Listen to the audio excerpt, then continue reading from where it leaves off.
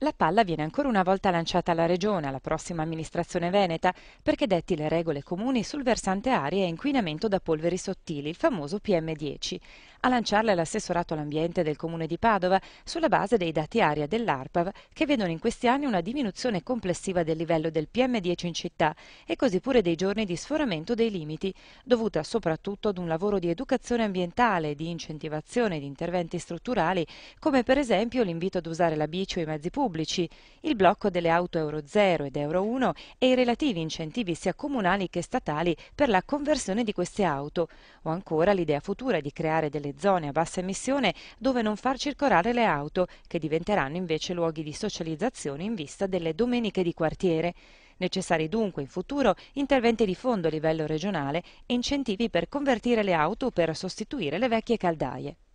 Ci sono degli investimenti che toccano settori diversi, come il trasporto pubblico. Per il tram sono stati investiti milioni di euro, ma anche per gli incentivi ai pannelli fotovoltaici, ma anche per gli incentivi per la metanizzazione delle caldaie. Adesso stiamo pensando anche a dei progetti importanti per dare la possibilità a tutti i padovani di installare il proprio pannello fotovoltaico sulla propria abitazione e anche ovviamente dobbiamo incentivare all'uso della bicicletta, dei mezzi puliti, perché solo così creeremo un ambiente migliore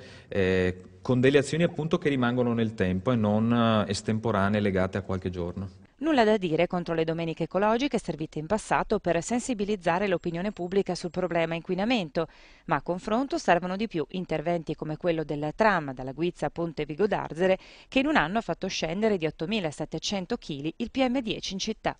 Le famose domeniche a piedi servono come